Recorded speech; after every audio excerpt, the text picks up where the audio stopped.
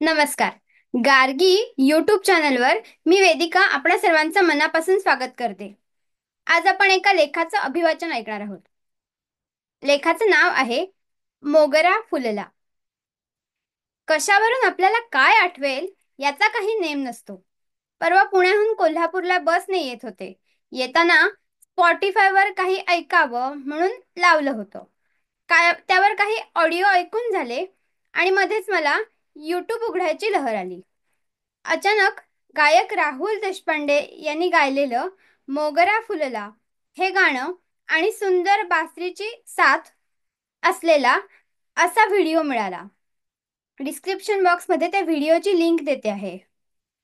गाणं नवीन नव्हतं, पण त्याला असलेली बासरीची साथ नव्याने ऐकत होते. बासरी ऐकायला खूप छान वाटत होतं. त्यात पुढे गाण्याच्या ओळी आल्या.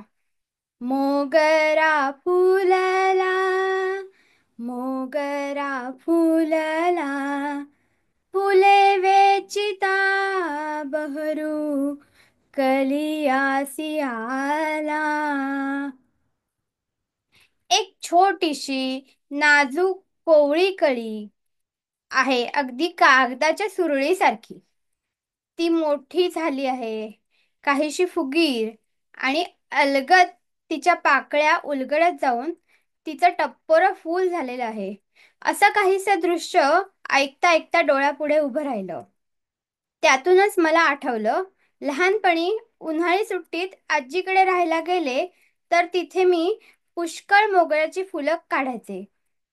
त्यातही फुलांच्या देठाच्या बाहेरचं असलेलं आवरणासहित मला ती फुलं वेचायची असायची. त्याचे गजरे करायचे. अगदी झाडात शिरून फुलं काढायचे. त्यावर काकूने मला घाबरवलंही होतं की अशा झाडात सरपटणारे प्राणी असू शकतात, सुवासासाठी येतात ते.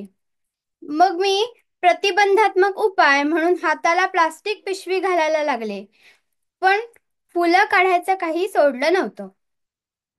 त्यावेळी मी कळ्या तोडल्या जाणार नाहीत इतकी मात्र काळजी घ्यायचे.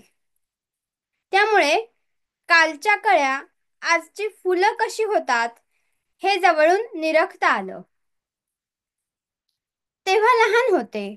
मोगरा फुलला हे गाणंही ऐकलं असेल, पण त्याचा अर्थ काय असेल ते समजलं शक्यता थोडी कमीच. अजूनही तो कळला आहे अशी शक्यता कमीच. पण परवा बासरी आणि गाणं एकत्र ऐकताना खूप आनंद झाला. एकदम मनात येऊन गेलं. काय बरं सांगितलं असेल या गाण्यात? मोगरा फुलला म्हणजे आज आनंद मिळाला. उदाहरणार्थ, आज आईने माझ्या नावडीची भाजी न करता उसळ केली आहे पोळी बरोबर खायला. फुले वेचिता म्हणजे तो आनंद उपभोगायचा आहे, तो उपभोगायला लागलो म्हणेपर्यंत. उदाहरणार्थ, दुपारचं उसळ पोळीचं जेवण होतं न होतं आहे तोपर्यंत. बहरू कळीयासी आला, पुढचा आनंद हजर आहेच. उदाहरणार्थ, ऑफिसने वर्षाखेराची सुट्टी दिल्याचे कळले आहे. सगळीकडे शेवटी आनंदी आनंद, आनंद भरून राहिलेला आहे. पण मी काय करते? त्या आनंदाकडे किती लक्ष देते? प्रत्येक दिवस काही ना काही आनंद घेऊनच येतो. आज काय आनंद मिळाला याचा विचार करायला हवा. काय मनाविरुद्ध घडलं याकडे दुर्लक्ष करता यायला हवं. मग दिवस कसाच मजेत संपून जाईल आणि उद्याचा आनंद हात जोडून उभा असेलच. त्याकडे लक्ष द्यायचं. लिहायला, वाचायला हे किती सोपं वाटतं, तितकंच करायला किती कठीण आहे हेही जाणवतं. गाणं आधीही ऐकलं असेल, पण यावेळी हे असं ऐकलं. लेख लिहिला आहे वेदिका फडके. अभिवाचन वेदिका फडके. धन्यवाद.